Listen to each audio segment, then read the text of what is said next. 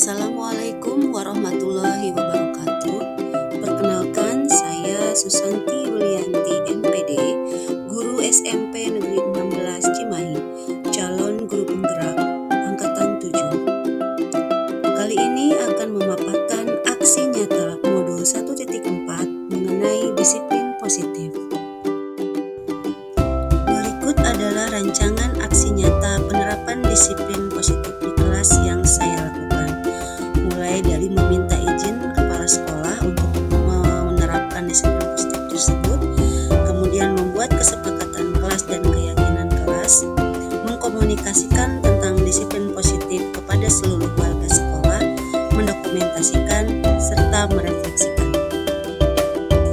Dokumentasi dan refleksi kegiatan aksi nyata ini dapat disaksikan melalui tayangan sebagai berikut. Aku sudah diserahkan saya untuk memberikan seminasi mengenai disiplin positif. Assalamualaikum warahmatullahi wabarakatuh. Yang terhormat Bapak Dini Mahasiswi Sama SMP 16 Cimahi, yang terhormat Pak Sigit selaku Ketua Komite SMP 16 Cimahi, Bapak Iwan selaku Ketua Pengacara dan Administrasi dan juga Ibu Ayu selaku orang mahasiswa. Bapak dan Ibu guru yang saya hormati dan saya banggakan, mohon izin saya berdiri di sini kurang lebih 5 menit untuk mendiseminasikan kegiatan yang sudah saya kerjakan selama beberapa bulan ini di dalam pendidikan dan kebudayaan. Salah satu kegiatan yang harus saya lakukan adalah memberikan pemahaman dan pengalaman tentang bagaimana budaya disiplin positif di sekolah itu diterapkan. Untuk itu Bapak dan Ibu harus dengan kelas 1 untuk memperhatikan dan melaksanakan.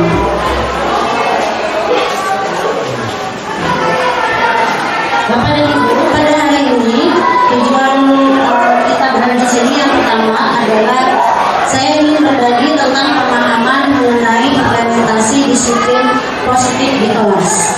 Kemudian yang kedua tujuannya adalah berbagi pengalaman. Setelah berbagi pemahaman, kemudian saya akan membagikan tentang bagaimana penerapan disiplin positif yang sudah saya kerjakan di dalam kelas.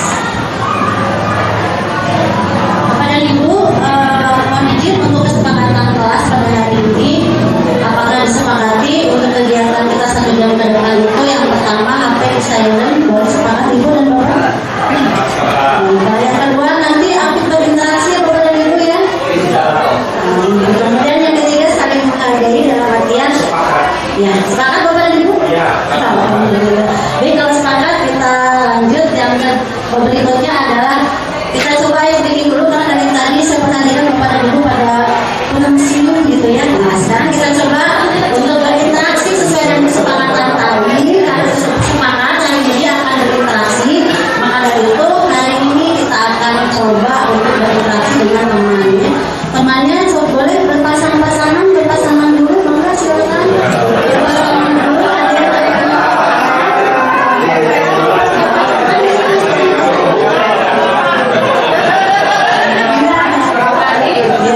Baik, untuk berpasangan satu dua kita akan melakukan permainan dengan judul cobalah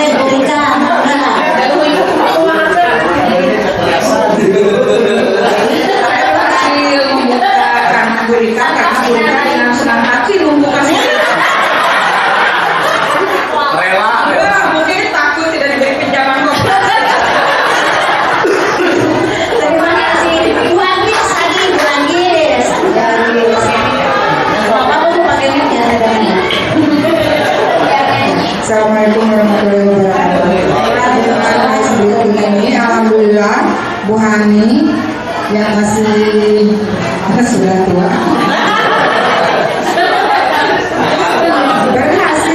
Berhasil dibuka tangannya dengan cara di sukarela katanya. Dengan cara di apa tadi? Dikerek-kerek pinggangnya sama tangannya jadi terbuka. Alhamdulillah, assalamualaikum warahmatullahi wabarakatuh. Terima kasih Pak Kuswanto, Bu Popon dengan Bu Agis yang sudah berhasil membuka telapak tangan. Nah sekarang ada yang tidak berhasil atau siapa yang berhasil mempertahankan kepala tangannya? Nah, sebentar, Bu Rina dulu ya, silakan Bu Rina.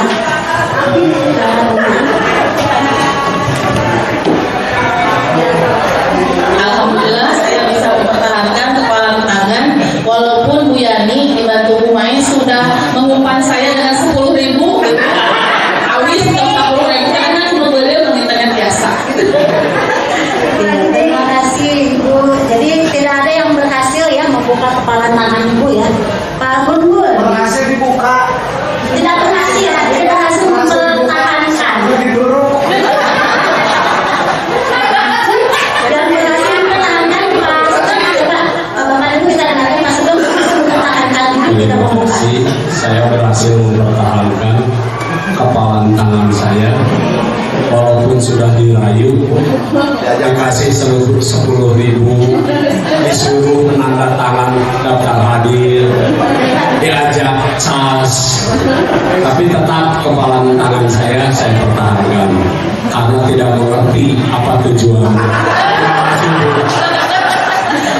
Ada lagi Bu Indri mungkin Berhasil yang berhasil mempertahankan? Oh, saya berhasil mempertahankan. Pertama, harga diri. Yang berani, kamu ya berhasil karena saya tidak akan membawa kisah kabar-kabar. Bahasa Indonesianya apa ya Bu yang tidak bawa kasih kabar ya? Bahasa Indonesia bawa arus, Iya, bawa arus. Punya prinsip. tidak terbujuk ya, punya prinsip gitu. Ada lagi? Ada yang ingin menyampaikan? Pak Sigit mungkin? Bapak ini susah dibuka. Kira-kira Anda susah dibuka? Susah dirayu. Baik, boleh tangan kalau ada Bapak Ibu semuanya. Terima kasih atas interaksi yang sangat begitu menyenangkan dari Bapak dan Ibu. Nah, sebetulnya buat apa sih tadi kita berinteraksi seperti ini? Nah ini ya. Dalam kegiatan ini tadi sudah kan apakah Anda dan teman Anda membuka atau tidak membuka tadi sudah. Dalam kegiatan ini sesungguhnya siapa yang memegang kendali atau kontrol untuk membuka dan menutup kepala tangan? Kira-kira siapa? Kita sendiri. Ya, kita sendiri kita mau membuka, mau menutup, terserah kita. Kira-kira orang lain bisa tidak mengontrol diri kita? Bisa. Bisa dengan dipaksa, bisa dengan dirayu, bisa dengan kekuatan doa kan tadi ya. Banyak sekali caranya untuk mengontrol orang lain. Tapi apakah kita harus mengontrol orang lain? Tentunya kita akan melihat tadi hal yang berikut ini. Dr. William Glaser dalam buku Choice Theory meneruskan beberapa hal. Jadi kita terhadap murid kita, kadang-kadang kita berilusi guru itu mengontrol murid. Nah, tadi kita sudah bermain kan, kira-kira anggaplah diri kita ini murid, apakah kita mau dikontrol oleh orang lain? Tidak. Jadi kita kadang-kadang berilusi nih guru ini mengontrol murid. Kemudian yang kedua, penguatan positif tadi kan seperti rayuan. Nah, rayuan itu penguatan bersifat positif. Ayolah, gitu kan, ayo buka tangannya, gitu. Itu mencoba untuk mengontrol orang lain. Nah, di sini semua penguatan positif, efektif dan bermanfaat itu tidak bisa juga untuk mengontrol orang lain. Ya. Kemudian yang ketiga, ilusi bahwa kritik dan membuat orang merasa bersalah dapat menguatkan karakter. Kadang-kadang kita lupa, kita berusaha mendekati dengan anak, kamu kenapa sih? Kalau kamu belum makan, kasihan dong sama ibu udah masak. Nah, itu akan membuat orang anak itu akan merasa bersalah. Dan biasanya ketika anak merasa bersalah itu dia akan menjadi seseorang identitas yang gagal. Jadi dia tidak akan memiliki perubahan perilaku dan dalam dirinya. Jadi dia akan berubah perilakunya hanya demi orang lain. Gitu. Jadi motivasinya eksternal dari luar dan itu tidak akan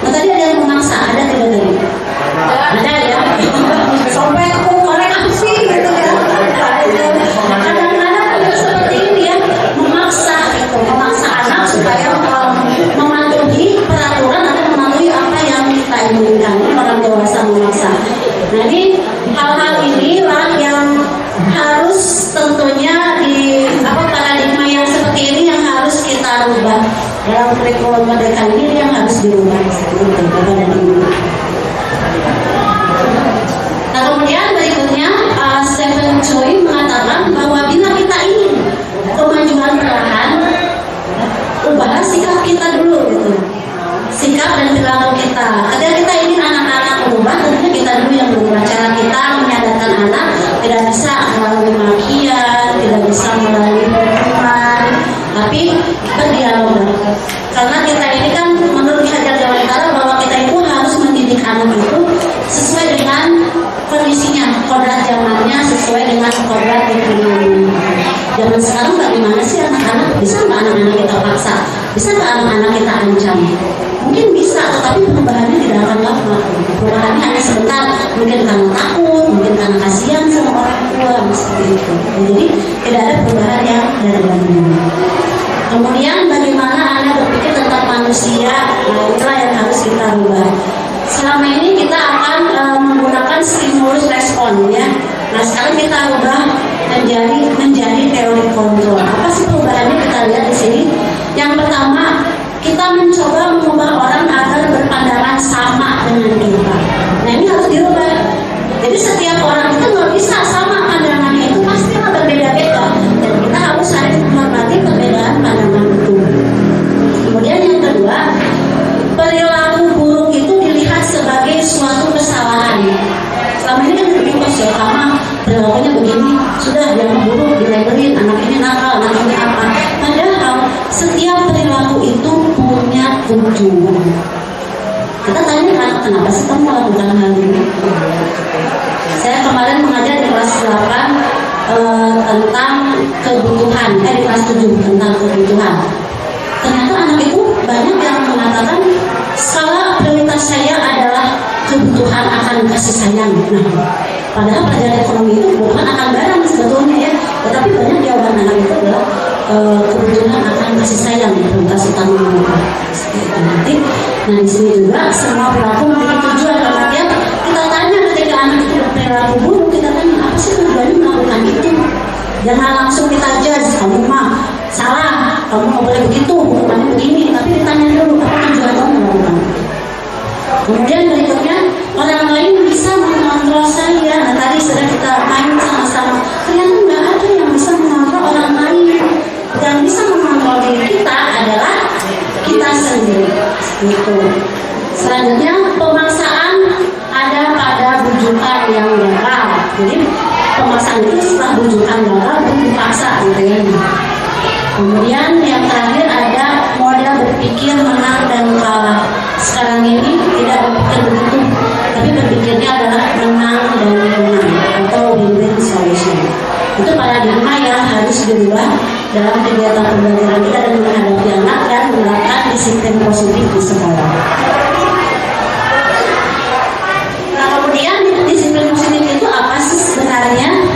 Nah disiplin positif itu mempelajari bagaimana cara mengontrol diri dan menguasai diri untuk memilih tindakan yang mengacu pada nilai-nilai kebajikan. Nah kemudian disiplin positif itu harus muncul dalam diri sendiri gitu ya, dan berasal dari motivasi intrinsik dari dalam dirinya. Jadi bukan dari orang lain. Ketika perubahan perilaku itu berdasarkan orang lain itu tidak akan lama. Tapi kalau dalam diri sendiri itu insya Allah akan lama gitu ya. Seperti kita aja belajar. Untuk apa sih belajar? Pengen jadi dokter. Ketika anak itu tertanam dalam dirinya pengen jadi dokter, berarti dia akan terus-terusan belajar mengarah kepada tujuan utama dia. Tapi kalau anak itu tidak punya tujuan, tadi seperti Pak ini, saya nggak tahu tujuannya apa gitu. Kalau anak punya tujuan, ya akhirnya seperti tadi.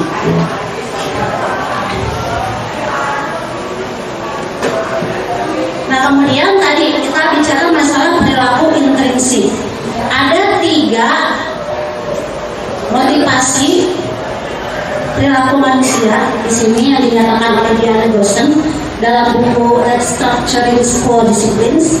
Menyatakan ada 3 motivasi perilaku manusia, yaitu yang pertama untuk menghindari ketidaknyamanan atau hukuman.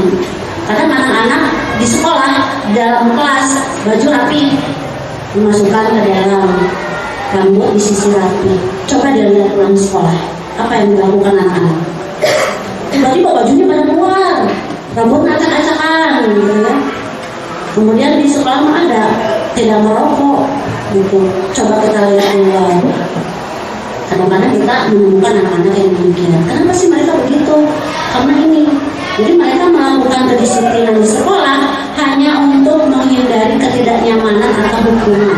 Jadi melakukan tindakan itu ya adalah di sekolah mah belajar dengan baik supaya dinilai baik. Tapi ketika di luar rumah kita tidak tahu perilaku mereka itu seperti apa. Gitu. Kalau motivasinya hanya ini untuk menghindari ketidaknyamanan dan hukuman. Kemudian yang kedua tadi ya ada yang Bu Rika tadi Bu Rina mau dikasih 10.000 mau dikasih apa gitu kan, itu tetap tidak dibuka ya. Nah di sini untuk mendapatkan nilai atau penghargaan dari orang lain, kadang-kadang perilaku itu disebabkan oleh ini. Dan yang saya temui ketika saya belajar tentang disiplin positif, salah satu hal yang menyebabkan identitas gagal itu ketika kita mengiming-imingi anak. Kadang saya juga di rumah seperti itu. Mau boneka Barbie dulu kan mahal ya. Kalau mau boneka Barbie suka ranking 1 dulu. Ternyata anaknya berhasil ranking 1, tapi bukan motivasi ingin belajar, tapi ingin Barbie gitu. Jadi motivasinya dari luar, dan ini ternyata menodai motivasi atau tujuan utama dia dalam belajar. Gitu. Terus saya baru menyadari kemarin, dan ini ternyata salah ketika kita mengiming-imingi sesuatu supaya anak itu berubah perilaku. Kemudian yang ketiga, motivasinya untuk menjadi orang yang mereka inginkan, gitu ya, dan menghargai diri sendiri dengan nilai-nilai yang mereka percaya. Jadi mereka itu motivasi untuk berubah perilakunya dari dalam dirinya. Ada kepercayaan saya bahwa belajar itu memang kebutuhan saya. Belajar itu untuk masa depan saya. Maka kita tidak perlu lagi susah-susah untuk ada hukuman, kemudian ada imbalan dan sebagainya. Ketika motivasi anak itu sudah terbangun, gitu. Jadi dari yang ketiga ini, makanya saya garis tebal angka 1, 2, angka 3-nya saya besarkan. Jadi disiplin positif yang harus kita terapkan di sekolah itu, di sini terutama harus sampai nomor 3, anak-anak memiliki motivasi intrinsik dari dalam diri, gitu. Ketika anak-anak melakukan suatu perilaku, bukan hanya anak, sebenarnya orang dewasa pun ketika kita melakukan perilaku itu ada memenuhi 5 kebutuhan. Jadi ada 5 kebutuhan dasar manusia. Yang pertama adalah bertahan hidup. Ya kan, Ibu bekerja buat apa sih? Bekerja buat apa? Menambah ilmu, benar. Kalau bekerja gaji gimana? Nggak mau, kamu tetap aja. Jadi untuk bertahan hidup, buat apa mereka jadi dokter? Pasti kan, dokter mah uangnya banyak. Buat apa jadi jaksa? Duitnya banyak, seperti. Buat apa belajar? Untuk bertahan hidup. Jadi kebutuhan utama kita adalah bertahan hidup. Kemudian yang keduanya kasih sayang dan rasa diterima. Ketika ada anak yang melakukan tindakan di luar kendali, coba kita tanya latar belakang dia, kamu kenapa begitu? Terus saya mah banyak yang bilang begitu. Nah, berapa kumaha? Ini kurang kasih sayang, gitu. Jadi kebutuhan dasar itu adalah kasih sayang. Kenapa mereka melakukan itu? Butuh kasih sayang. Didapatnya di mana? Di lingkungan yang dia tinggal selama ini, tapi bukan di rumah dan bukan pula di sekolah. Di rumah dia tidak mendapat kasih sayang, ketika dia melakukan kesalahan di sekolah juga dimaki-maki, dia bingung mau kemana. Akhirnya dia mencari kenyamanan di tempat lain.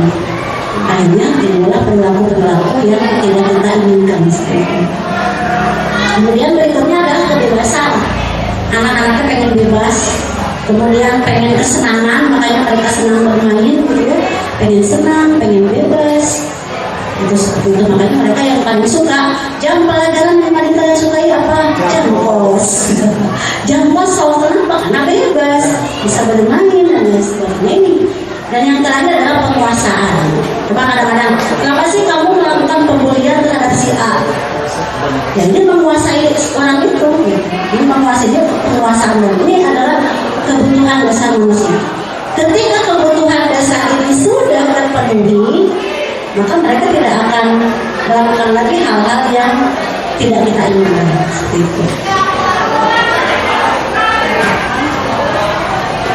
Nah, ini sebagai seorang guru dan orang tua, kita memiliki posisi kontrol. Tapi sesuai yang sudah kita bahas tadi, kita nggak bisa mengontrol orang lain. Yang bisa mengontrol kita itu adalah diri kita sendiri. Makanya di sini ada dua ya, ada identitas gagal dan identitas sukses.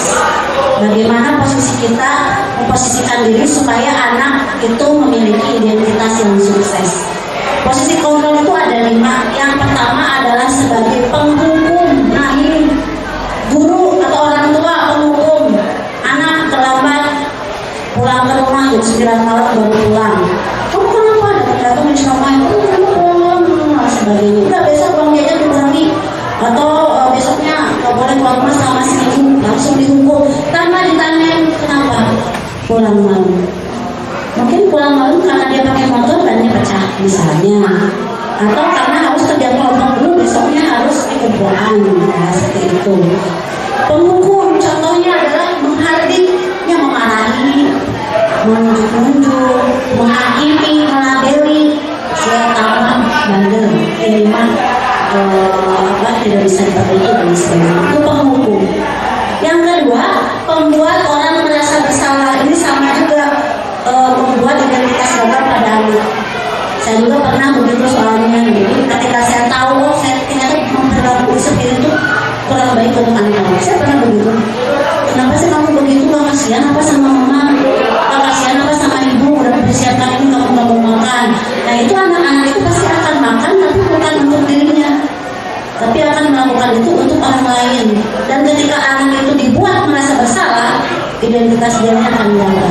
Dia akan merasa orang yang paling buruk di dunia ini karena membuat orang lain sakit atau membuat orang lain merasa dihina oleh dia, dan tersiksa oleh dia. Kemudian identitas atau posisi kontrol yang lainnya, aku sebagai teman kadang-kadang ya, saya juga ke anak-anak juga suka memposisikan sebagai teman. Tetapi yang ini, posisi kontrol yang ini membuat identitas sukses, tetapi ini juga tidak begitu baik untuk merubah perilaku sesuai dengan motivasi intrinsik. Jadi sebagai teman biasanya kita membuat alasan, udahlah nggak apa-apa, lain kali jangan diulangi lagi ya. Karena seperti itu misalnya kalau dia melakukan kesalahan. Kemudian yang berikutnya sebagai pemantau. Kalau pemantau di sini itu sudah jelas, kamu kenapa pakai sendal di sekolah? Terus kata-kata kita bagaimana? Kalau pakai sendal berarti harus bagaimana? Nah itu disebut dengan pemantau. Jadi menghitung, kemudian mengukur, ada tata tertib, ada konsekuensinya. Nah itu yang akan dilakukan oleh seorang guru dengan posisi kontrol sebagai pemantau. Yang paling bagus atau yang harus kita ikuti atau yang harus kita sekarang terapkan adalah posisi kontrol sebagai manajer. Nah si manajer itu bagaimana? Menggunakan dialog. Ketika anak-anak melakukan kesalahan itu diberikan dialog, diajak ngobrol. Memang agak berat ya, agak berat. Jadi setiap anak itu kita berikan waktu luang. Saya suka perhatikan bukan Mila yang begitu sabar ya ketika ada anak yang rumah saya itu, ngajak ngobrol, berdialog. Nah, itu bukan hanya guru BK saja, ternyata kita sebagai orang tua di rumah dan juga sebagai guru di sekolah, kita harus memposisikan diri sebagai manajer, yaitu dengan cara mengajukan pertanyaan-pertanyaan kepada anak-anak. Kalau misalkan anak itu tidak melakukan hal-hal atau melakukan hal-hal yang di luar dari tata tertib atau yang sudah kita inginkan, ditanya kenapa misalnya kamu terlambat datang ke sekolah. Kemudian kalau terlambat berarti sesuai tidak dengan kesepakatan udah kita buat. Kalau kesepakatannya begini, kira-kira apa yang mau kamu lakukan untuk memperbaiki kesalahan? Memang agak-agak ini sebenarnya, tapi itu yang membuat anak-anak akhirnya akan menyadari, oh iya saya salah, berarti besok saya nggak boleh melakukan kesalahan di sana. Itu posisi-posisi kontrol yang harus kita pahami dan juga harus kita kita harus ada di posisi kontrol sebagai manajer.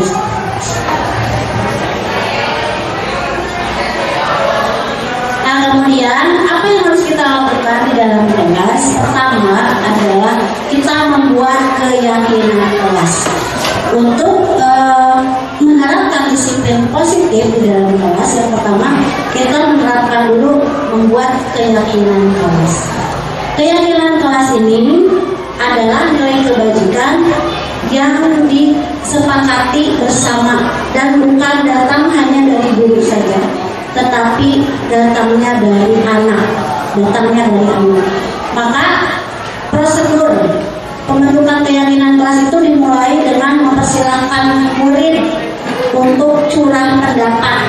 Ditanya, menurut kamu, misalnya, kira-kira yang boleh dilakukan ketika kita belajar apa? Yang tidak boleh dilakukan itu apa? Biarkan mereka berdiskusi dengan teman-temannya, mencurahkan pendapatnya, yang boleh apa, yang tidak boleh apa. Kemudian setelah mereka berdiskusi di kelas, ditulislah di papan tulis, dicatat semua masukan. Oke, kelompok ini masukannya apa? Kalau yang sama, kelompok yang lain tulis aja yang tidak samanya apa di papan tulis. Semuanya ditulis, semua curah pendapat dari anak-anak itu ditulis. Kemudian diganti kalimat negatif dengan positif. Karena salah satu kekuatan dari kalimat positif itu akan membuat anak-anak itu motivasi dibandingkan dengan kalimat-kalimat negatif. Ganti kalimat negatif menjadi kalimat positif. Betul.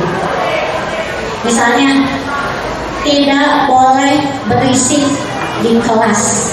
Kita ganti, harus tertib di kelas. Kita buat jadi keyakinan kelas, nilai kebajikannya adalah tertib itu nyaman. Nah, seperti itu. Jadi dibuat nilai kebajikan yang akan disekolahkan di kelas. Kemudian ditinjau kembali hasilnya, ajak murid untuk menemukan nilai kebajikan yang tadi. Tidak boleh berisik di kelas. Oh, berarti tidak boleh berisik itu harus tertib. Berarti nilai kebajikannya adalah tertib. Nah, kemudian buat apa sih tertib itu? Ya tertib itu buat kenyamanan semua yang ada di dalam kelas. Jadi itu yang diterapkan oleh kita kepada anak-anak. Jadi ketika mereka berisik, coba keyakinan kita apa di kelas? Oh iya, tertib. Seperti itu. Jadi dibiarkan mereka supaya masuk ke dalam alam bawah sadar mereka bahwa tertib itu nyaman, tertib itu nyaman. Kemudian yang terakhir adalah sepakati nilai kebajikan menjadi keyakinan kelas. Jadi kesepakatan yang sudah dibuat, kemudian dibuat keyakinan kelas dan disepakati. Itu yang dilakukan di dalam kelas. Itu. Kita lanjutkan ya, segitiga restitusi. Nah, kalau yang ini adalah bagaimana cara kita menangani anak-anak. Jadi ketika anak-anak bermasalah itu, Bapak dan Ibu tidak langsung judge, tidak langsung memberikan hukuman, tapi kita membuat sebuah pertanyaan-pertanyaan karena posisi kita tadi sebagai posisi manajer, ya, sebagai kontrol manajer. Yang pertama, ketika kita menemukan anak yang bermasalah itu, kita ajukan pertanyaan untuk menstabilkan identitas. Kita tanya, apa kesalahan kamu hari ini sehingga bisa dipanggil oleh kita, oleh ibu atau oleh bapak. Kemudian anak itu akan bilang, Bu, saya terlambat. Kemudian di situ kita stabilkan dulu identitasnya supaya dia itu tidak merasa takut atau tidak merasa dihakimi gitu. Kita akan menstabilkan dengan cara, oh iya, memang manusia itu tidak ada yang sempurna. Manusia itu terkadang bikin salah. Kamu bukan satu-satunya masalah ini yang terlambat ke kelas, kan bukan hanya kamu. Kemudian setiap orang pasti melakukan masalah. Itu distabilkan dulu. Jadi hati anak itu dibuat tenang dulu gitu. Dibuat tenang dulu. Baru kemudian naik ke tingkat berikutnya. Tingkat berikutnya itu adalah validasi tindakan yang salah. Kenapa sih tindakan salah divalidasi? Ya artinya dia harus paham bahwa itu salah gitu. Bahwa hal itu salah gitu ya. Maka kita tanyakan lagi kepada anak tersebut, kamu tentu punya alasan kenapa kamu melakukan itu, karena setiap perilaku itu punya tujuan. Tadi kembali ke materi yang tadi bahwa setiap perilaku itu punya tujuan. Ditanyakan, kenapa kamu melakukan itu? Kenapa sih baju dikeluarkan? Biar gaya bu, misalnya seperti itu. Kemudian dilanjutkan lagi dengan pertanyaan berikutnya. Adakah cara yang lebih efektif untuk mendapatkan apa yang kamu butuhkan? Seperti misalnya, kenapa sih kamu main game di kelas A pengen senang aja? Berarti kebutuhan akan kesenangan yang dia butuhkan. Lalu harus bagaimana ketika anak tersebut ingin melakukan kesenangan? Maka bertanya, adakah cara yang efektif untuk mendapatkan apa yang kamu butuhkan? Jadi kita belajar itu harus berbagai cara. Makanya ada pembelajaran berdiferensiasi. Jadi anak itu ada yang senang belajar, ada yang senang main. Jadi harus difasilitasi bersama belajarnya. Misalnya dikasih bacaan, yang senang main dikasih games, bisa puisi dan lain sebagainya. Kemudian pertanyaan yang berikutnya ditanyakan lagi kepada anak, keyakinan kelas apa sih yang sudah kita sepakati? Misalnya, kenapa sih kamu berisik? Gitu kan?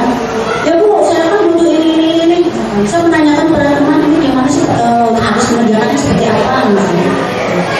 Kemudian coba lihat lagi yang ditempel tuh, keyakinan kelasnya ada nggak di situ berisi? Nggak ada. Adanya apa?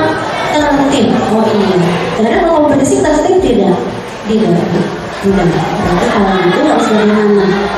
Menanyakannya tidak harus banyak berisik, harus disamperin ke temannya, baru ditanya seperti itu.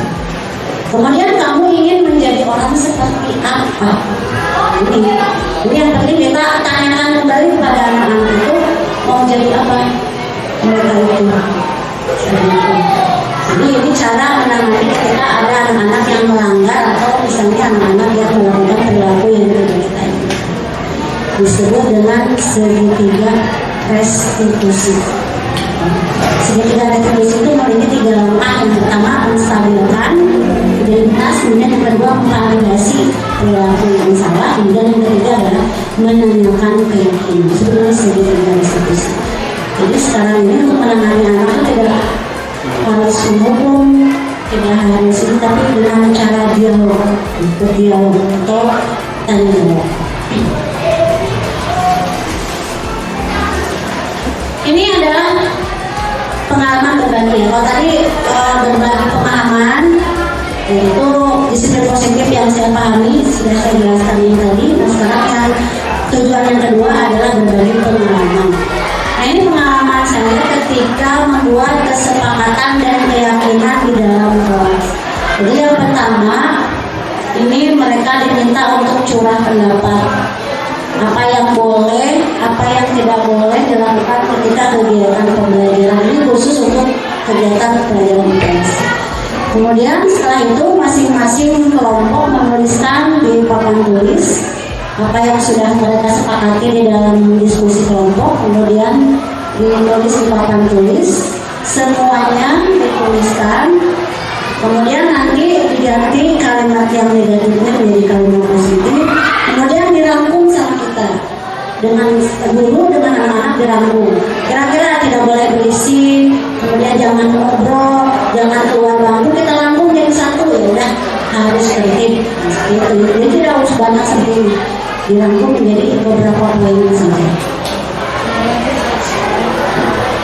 Nah kemudian ini setelah mereka menyepakati dengan guru, kemudian dituliskan untuk ditempel di papan di dinding kelas, gitu ya. Jangan lupa mereka tanda tangan. Kalau sudah tanda tangan, berarti kita kesepakatan bersama.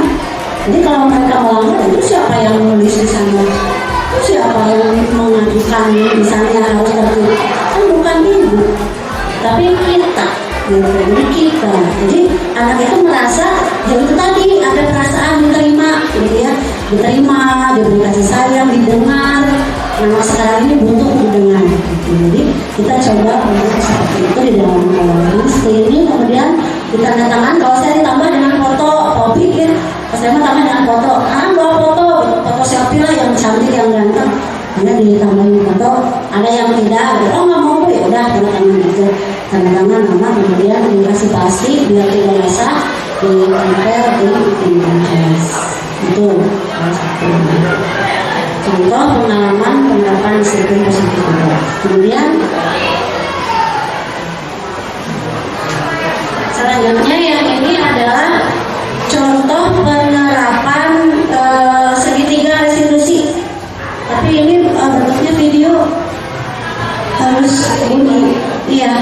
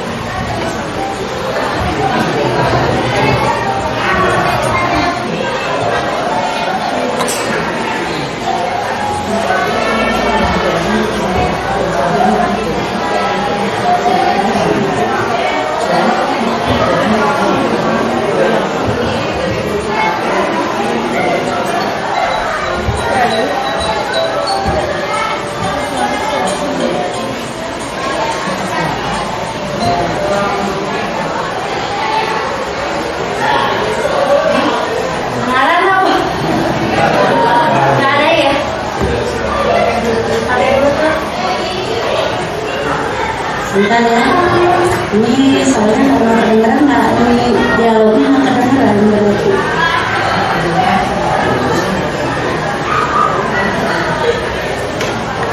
Gimana caranya Bu?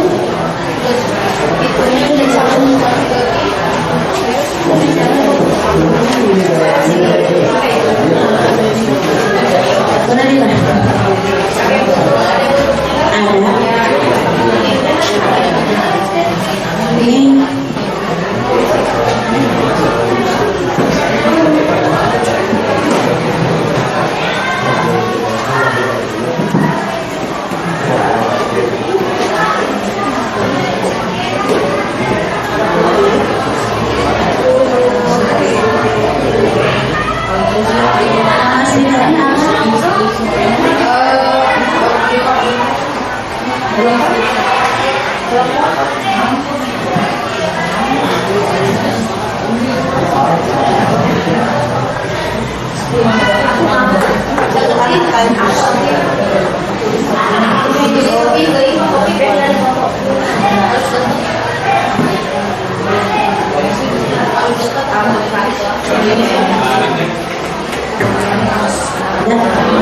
Ini ya,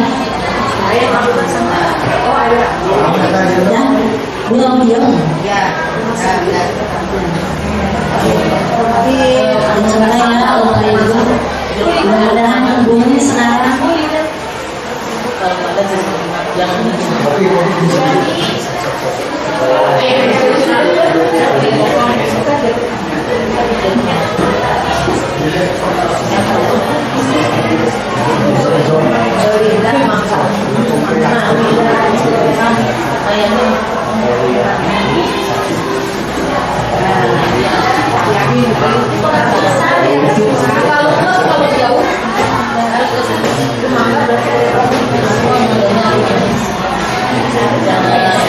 Kalau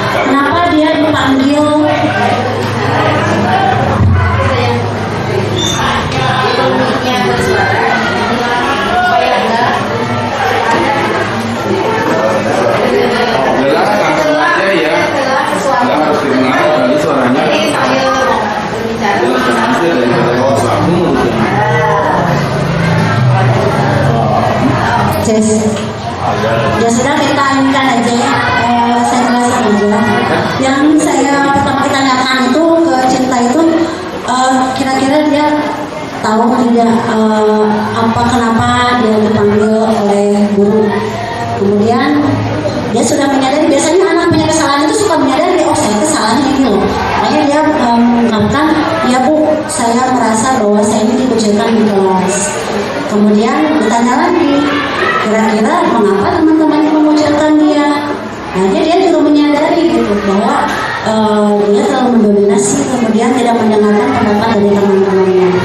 Kemudian setelah itu dia akan mencoba, saya tanya apa yang akan dia lakukan pada teman-temannya. Jadi bukan dari kita gitu, solusinya dia dapat sendiri, yaitu dia akan meminta maaf sama teman-temannya dan mencoba untuk berbaur bersama-sama seperti itu.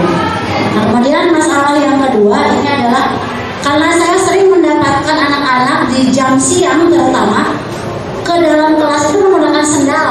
Tuh, makanya saya angkat masalah ini ya.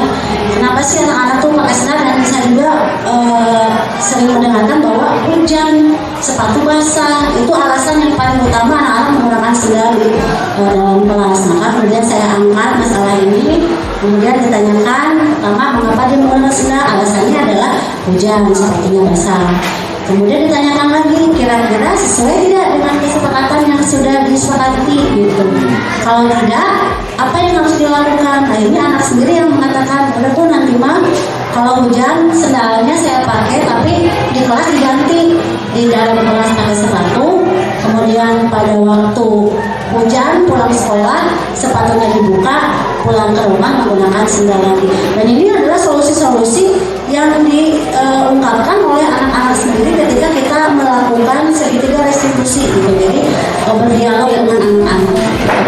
Jadi kita menggunakan posisi sebagai manajer, kemudian teori kontrolnya kita pakai win-win solution. Jadi mereka sendiri yang mengungkapkan solusinya. Dan di sini juga kita menggunakan profil pelajar Pancasila, yaitu bernalar kritis. Jadi anak itu ketika tahu kesalahan, apa sih solusi yang harus dia temukan untuk menghadapi masalah yang dia hadapi. Seperti itu.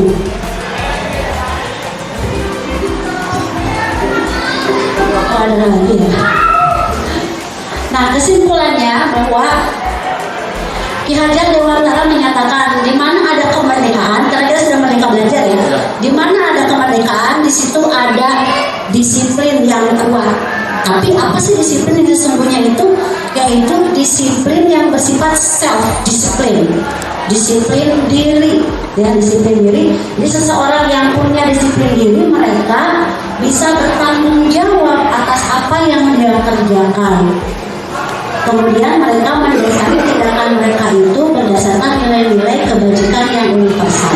Nilai kebajikan yang ada di sekolah kita ini adalah profil pelajar Pancasila. Itu nilai-nilai kebajikan yang harus anak-anak kita miliki. Gitu. Kemudian tujuan kita sebagai pendidik adalah menciptakan murid yang memiliki disiplin diri. Jadi bukan disiplin karena takut, disiplin karena imbalan, tetapi disiplin diri yang terbangun sehingga mereka bisa berperilaku mengacu pada nilai-nilai kebajikan universal dan mereka memiliki motivasi intrinsik. Jadi motivasi ini dalam diri mereka berubah harus dalam diri sendiri, bukan karena orang lain, bukan karena takut Pak Kusmanto, ya, bukan karena takut Pak Asep, bukan karena takut saya, tetapi karena dia ingin berubah, karena dia ingin baik, karena dia ingin menjadi seseorang, gitu, seseorang yang berguna buat masyarakat, buat dirinya sendiri terutama, karena belajar itu bukan buat orang lain sebenarnya, buat dirinya sendiri untuk menghadapi masa depan. Nah itu, ini kesimpulan dari saya seperti ini. Kemudian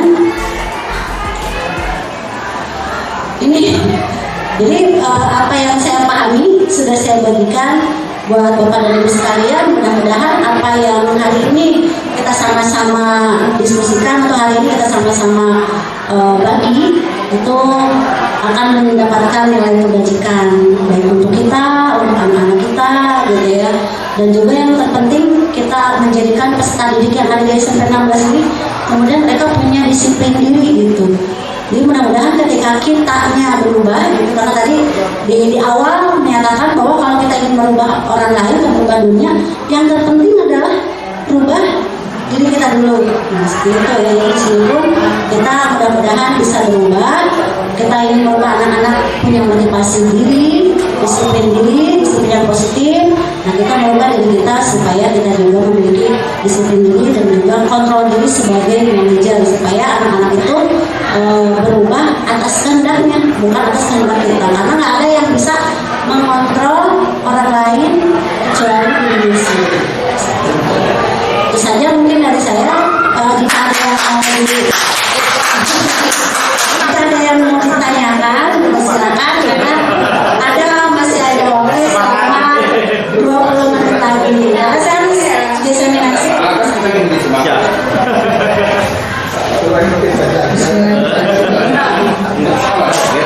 Assalamualaikum warahmatullahi wabarakatuh. Terima kasih atas waktu yang diberikan kepada saya untuk bertanya.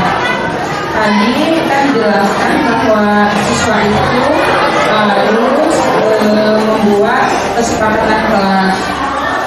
Seandainya ada yang melanggar anak-anak, apakah diperbolehkan memberikan sanksi seorang guru kepada mereka? Apakah bisa? Terima kasih Ibu atas pertanyaannya. Pertanyaan yang bagus, berbobot, dan agak pusing juga untuk menjawabnya. Karena di kurikulum Merdeka ini sesungguhnya kita itu tidak boleh untuk menghukum. Kita itu tidak boleh untuk menghukum. Makanya dari awal itu kita harus membuat kesepakatan gitu. Jadi ketika kita membuat kesepakatan, anak sendiri tentunya harus punya keyakinan bahwa apa yang dia lakukan itu adalah tidak sesuai dengan apa yang sudah diyakini di dalam kelas.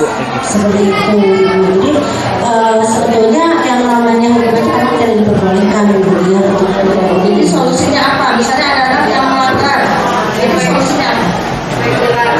efek jerak ya. Aduh, selama juga ya. Kadang-kadang memang betul bahwa kita ini dilematis ya. Di sisi lain kita ingin anak-anak seperti yang kita inginkan sesuai dengan apa yang sudah kita pelajari. Tapi di sisi lain juga, nah kumaha tuh efek jeraknya gimana gitu ya. Nah di sini juga kita kan tadi posisi kontrol itu kan ada 5 ya. Posisi kontrol itu kan ada 5. Nah di yang keempat, di posisi kontrol yang keempat itu ada pemantau. Pemantau di sini itu berarti ada konsekuensi. Jadi bukan hukuman, konsekuensi.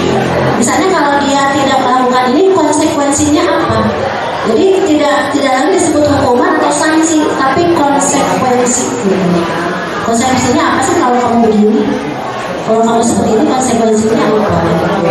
Jadi tetap disadarkan, tetapi tidak menggunakan kata hukuman, makian, tetapi konsekuensi. Dan konsekuensi ini juga bukan kita yang menentukan gitu.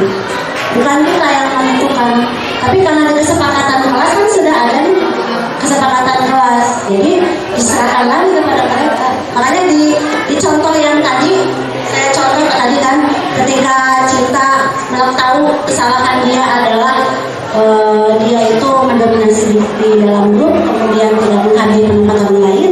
Kemudian saya tanya, apa yang mau kamu lakukan kalau sudah tahu kesalahan kamu itu? Akhirnya dia mengatakan, saya akan meminta maaf kepada teman-teman saya.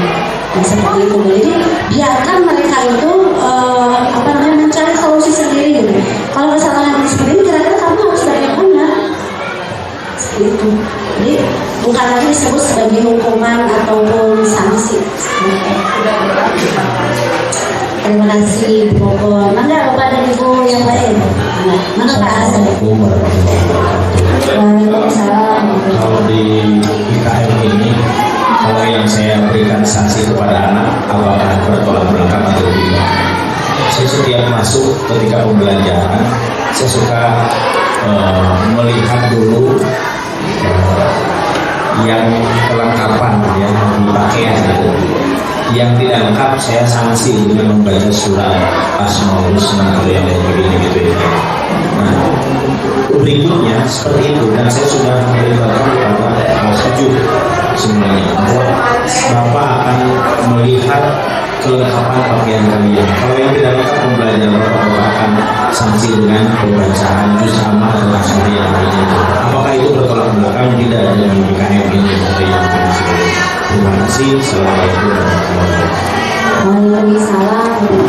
Sebelum saya memberikan pendapat saya ya, mungkin Bapak dan Ibu yang lain ada yang memberikan pendapat mengenai permasalahan yang Bapak saya jelaskan.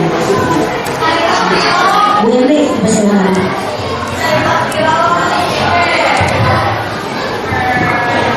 Kalau menurut pendapat saya itu adalah praktek baik ya, jadi sifatnya kan memberi saran positif berarti.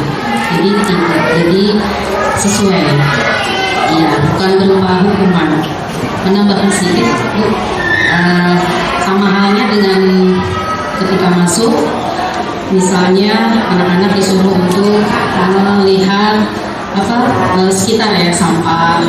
Nah, kita tidak perlu ngomel atau bagaimana kan, tapi dengan supaya kalian belajar nyaman, dengan nyaman ada ketika kita melihat sampah di sekeliling kita, bagaimana rasanya seperti itu, dan tanpa berbicara banyak pun anak-anak langsung kan buangnya begitu, dan apa yang di kolom batu dan sebagainya seperti itu. Saya pikir itu praktek baik ya, jadi bersifat positif, sah-sah saja. Terima kasih. Terima kasih Bu Indri. Mungkin ada lagi yang silakan Pak Taufik. Terima kasih ya atas waktunya. Kembali ke pertanyaan tadi, peristiwanya bahwa betul, kalau menurut saya itu juga budaya positif. Tapi jika dilihat dari sudut pandang konsep budaya positif yang tadi saya tangkap, khususnya paparkan bahwa di sini tidak boleh ada hukuman atau statement sepihak. Gitu. Kalau dari tadi yang seperti Pak Asep sampaikan, itu kan lebih ke statement guru yang memberikan hukuman kepada murid, gitu, walaupun bentuknya positif. Nah, kalau menurut saya, jadi kembali lagi ke konsekuensi. Jadi konsekuensinya apa? Jadi jangan guru yang menentukan. Kembalikan lagi kepada anak-anak. Jika misalnya melakukan pelanggaran, konsekuensinya seperti apa? Mungkin bisa dirangkum lagi. Anak-anak menuliskan keyakinannya. Setelah anak-anak menuliskan keyakinannya, kita sebagai guru rangkum lagi keyakinan menurut anak seperti apa dan tentukan poinnya. Kalau seperti itu mungkin tidak secara sepihak penentuannya, jadi tidak dikatakan itu hukuman, tapi kesepakatan bersama. Itu mungkin menurut saya. Terima kasih. Terima kasih Pak Taufik. Bagaimana Pak Asep sudah jelas. Jadi kembali lagi ya Bapak dan Ibu, disiplin positif ini kita mulai dengan keyakinan kelas. Jadi sebelum kita melakukan sesuatu itu kita sepakati dulu gitu. Jadi kita di kelas dengan anak-anak sepakati, Bapak boleh seperti itu juga, tapi sepakati dengan anak-anak. Kalau anak-anak sudah sepakat, baik Pak, sepakat, berarti itu anak-anak sudah menanamkan dalam dirinya kalau ketemu Pak Asep berarti harus demikian, konsekuensinya apa, sesuai dengan kesepakatan yang sudah disepakati bersama dan menjadi keyakinan dalam kelas. Jadi yang inti dari disiplin positif di awal itu sebelum kita melakukan sesuatu adalah kesepakatan. Makanya tadi di awal saya memberikan pemaparan ada kesepakatan dulu ya. Nah, kesepakatan seperti yang sudah tadi di awal disampaikan Mas gitu. Jadi kalau kita di awal sudah memberikan kesepakatan dan disepakati semuanya, dan terutama datangnya dari anak-anak, itu anak-anak tidak akan merasa dirinya dihukum, diberikan sanksi, tapi mereka diberikan kasih sayang dan diberikan apa yang maksudnya haknya gitu, diberikan haknya gitu. Mereka merasa memiliki. Jadi mereka ini merasa memiliki kelas, merasa memiliki di kelas, merasa diterima. Itu perasaan-perasaan yang kebutuhan dasar mereka sudah kita penuhi. Seperti itu. Jadi kepada Ibu ada lagi yang mau ditanyakan, silakan Bu Sonia. Terima kasih Bu Susan. Saya hanya ingin menggarisbawahi tentang istilah disiplin positif. Yang saya tahu disiplin itu masih positif. Nah, dalam ini apakah disiplin itu ada yang tidak positif? Satu, ya. Karena kan ini yang saya pahami pasti disiplin itu positif kan. Kemudian dalam beberapa kesempatan tadi ini lingkupnya kelas ya, bukan satu sekolah. Ya kalau kelas berarti untuk pemantaunya adalah Bapak Ibu di kelas. Nah sejauh mana target penerapan disiplin kelas ini kita terapkan di sekolah kita sehingga betul-betul disiplin positif ini bisa diaplikasikan kepada siswa. Jadi dalam hal tadi penerapan sanksi, tentunya kan itu sudah kesepakatan bersama, gitu ya. Dan dalam hal ini juga yang jelas tugas kami ringan, gitu kan. Kalau memang semua kelas laksanakan. Itu aja, terima kasih. Terima kasih kepada Pak Kuswanto yang sudah memberikan penguatan bahwa memang setiap disiplin itu adalah positif. Betul ya Pak ya, setiap disiplin itu adalah positif. Tetapi yang di sini disebut dengan negatif itu tadi Pak, ada perilaku kita, posisi kontrol kita yang membuat identitas gagal dan ada yang identitas sukses tadi. Jadi dalam artian negatifnya di sini bukan berarti disiplinnya yang negatif, tetapi cara menerapkan disiplin kita ini yang terkadang kita tidak menyadari gitu. Makanya saya pribadi pun tidak menyadari ketika kita ada anak yang salah tiba-tiba kita langsung marah karena kita punya masalah di luar dan lain sebagainya. Kemudian kadang-kadang kita menempatkan diri kita supaya anak itu nurut sehingga kita membuat diri anak itu merasa bersalah. Nah itu yang disebut dengan disiplin yang membuat identitas gagal, itu yang disebut dengan negatifnya di situ. Bukan berarti disiplin yang negatif, tetapi cara kita mendisiplinkan anak itu. Maka di sini disiplin positif yang di sini itu memang harus menyebabkan anak itu punya motivasi intrinsik dalam dirinya supaya dia mau mengikuti kegiatan dengan disiplin secara positif gitu. Kemudian tadi keyakinan sekolah ya, sebenarnya Bapak dan Ibu ini pun harus kita terapkan di sekolah. Namanya keyakinan sekolah gitu. Jadi keyakinan sekolah ini tidak dibuat oleh kita dari sekolah saja, tetapi tadi kita harus mensosialisasikannya dengan anak, datangnya dari anak, kemudian dari orang tua, dari komite, dari masyarakat di sekitarnya. Karena sekolah ini tidak berdiri sendiri, sekolah ini berada di lingkungan gitu. Kita kan lingkungannya ada pasar, ada dinas sosial, ada SD. Dimana kemarin kita sudah melakukan sholat duha bersama. Mungkin apabila kalau kita melakukan keyakinan di sini berkolaborasi dengan seluruh stakeholder di sekolah, mudah-mudahan tidak ada lagi yang ada bagian kesiswaan, kamu bagian BK, tidak ada yang begitu ya Pak. Tapi karena ini sudah jadi keyakinan sekolah, otomatis seluruh warga sekolah bertanggung jawab. Jangan salah, kita sering mendapatkan laporan malah justru dari warga, ya kan, dari warga. Tuh anak itu kumpul di sini lagi apa? Seperti itu. Kadang-kadang saya pernah pulang sekolah melihat ada seorang anak yang sedang menangis. Kamu kenapa menangis? Ternyata kejadian dengan temannya bukan di dalam sekolah, tapi di luar sekolah. Setelah pulang sekolah di daerah sana, di lapang ada di sana yang ada apa sih? Apa yang ada ada yang rusak itu ada bisnis rusak. Nah di situ ya, nah di situ anak-anak berkumpul. Kadang-kadang kita yang tidak pernah kontrol ke situ, tapi ya siapa yang tahu mereka sedang kontrol di situ? Pasti warga sekitar. Maka dari itu keyakinan sekolah ini tentunya harus dibuat bukan hanya oleh sekolah, oleh Bapak Kepala Sekolah, oleh Wakil Kepala Sekolah bagian siswa, tapi oleh seluruh warga sekolah, termasuk anak-anak sendiri. Makanya di sini sudah ada kan kesepakatan di kelas. IPA Pak Opik sudah buat, saya di IPS sudah buat. Mudah-mudahan nanti secara juga bahasa Inggris ya Pak Guntur sudah buat. Kemudian siapa tahu nanti teman-teman yang lain juga membuat kesepakatan. Mudah-mudahan dari kesepakatan dari kelas itu bisa kita rangkum menjadi keyakinan sekolah gitu, dan disosialisasikan kembali keyakinan sekolah itu kepada siswa, kepada kita guru-guru dan tenaga pendidikan, pada orang tua, komite dan juga warga sekitar sekolah. Itu saja mungkin dari saya. Semoga tidak puas. Kalau puas nanti nggak akan mencari lagi, tapi kalau tidak puas Bapak dan Ibu pasti akan belajar lebih lanjut lagi. Dan disiplin positif ini ada di PMM Bapak dan Ibu ya.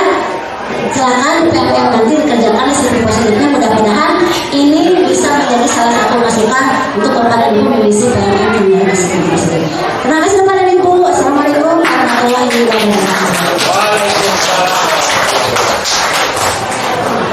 Terima kasih Bu Susan yang telah mendiskriminasikan tentang CDP yaitu Assalamualaikum warahmatullahi wabarakatuh. Saya Denny Dermawan, Kepala SMP 16 Cimahi. Dalam hal ini sebagai refleksi dari kegiatan yang dilakukan oleh Ibu Susanti tentang PPG ya. Tentang materinya adalah tentang disiplin positif. Memang disiplin positif ini sangat berguna menurut saya dan bermanfaat. Kenapa? Karena pada dasarnya disiplin positif ini disusun berdasarkan kegiatan atau minat atau motivasi dari dalam anak itu sendiri, kemudian dituangkan ke dalam kesepakatan bersama yang insya Allah itu akan menjadi kesepakatan bersama dan dijalankan secara bersama-sama dan dengan penuh rasa tanggung jawab, sehingga dalam pelaksanaannya ini tidak akan banyak kendala gitu ya. Jadi siswa akan melaksanakan kegiatan ini dengan sepenuh hati, dengan rasa semangat. Insya Allah kalau kegiatan ini dilaksanakan terus dari kelas pertama sampai kelas terakhir, maka insya Allah pembelajaran akan semakin menuju pada pencapaian pembelajaran yang satu mungkin berakhlak mulia ya, seperti dengan program P3. Kemudian juga tujuan sekolah mengembangkan ilmu pengetahuan dalam teknologi serta untuk mencapai prestasi baik itu akademis maupun non akademis akan insya Allah lebih mudah untuk dicapai. Demikian komen atau refleksi dari yang saya sampaikan. Mudah-mudahan dapat bermanfaat. Terima kasih. Assalamualaikum warahmatullahi wabarakatuh. Hai, Assalamualaikum warahmatullahi wabarakatuh. Selamat sore. Saya Indri Puri, temannya Ibu Susanti Yulianti dari SMP Negeri 16 Cimahi. Saya ingin memberikan sedikit komentar ataupun testimoni mengenai apa yang tadi sudah disampaikan oleh Ibu Susan kepada kami semua guru-guru di SMP Negeri 16 Cimahi mengenai implementasi disiplin positif. Bahwa disiplin positif itu merupakan pendekatan mendidik anak untuk melakukan kontrol diri dan pembentukan kepercayaan diri. Disiplin itu memang identik dengan hukuman, tapi dalam hal ini disiplin bukan berarti mendisiplinkan anak itu harus selalu memberikan hukuman, tidak, tapi diterapkan menggunakan teknik-teknik ya, bagaimana cara mengingatkan anak supaya tidak lewat hukuman, tapi anak itu sudah jera atau anak itu sudah menyadari apa yang dilakukannya itu salah. Jadi bukan dari kita tapi dari pribadi individu anak-anaknya sendiri. Jadi dalam hal ini kita menjadi tahu bahwa tidak harus selalu jika anak salah itu tidak harus selalu memberikan hukuman ya, seperti itu. Kemudian saya juga jadi tahu bahwa ternyata sistem memberikan disiplin itu seperti ini begitu ya. Yang biasanya memang di situ ada rulesnya, ada tata tertibnya, harus begini, tidak boleh atau jangan. Nah, kata-kata negatif itu kita ubah sehingga menerap ya di anak atau peserta didik itu. Jadi kalimat-kalimat negatifnya kita ubah menjadi kalimat positif supaya anak juga langsung gitu ya berpikir yang positif. Kemudian tadi kalau tidak salah tangkap bahwa diawali dari membuat keyakinan kelas. Jadi semuanya itu muncul dari anak ya, ingin bagaimana di sekolah itu atau ingin bagaimana di kelas itu. Mulai dari keyakinan kelas, kemudian nanti keyakinan sekolah.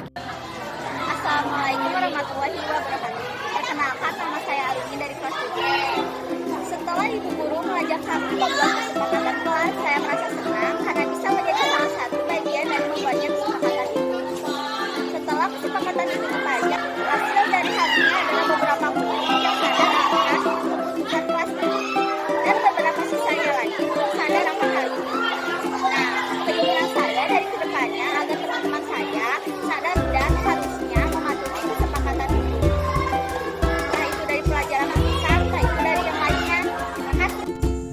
Setelah menerapkan disiplin positif di kelas seperti membuat keyakinan kelas dan membagikan pemahaman dan pengalaman implementasi disiplin positif, saya merasa senang karena respon siswa, guru, komite, serta kepala sekolah sangat positif dan sepakat untuk menerapkannya di sekolah.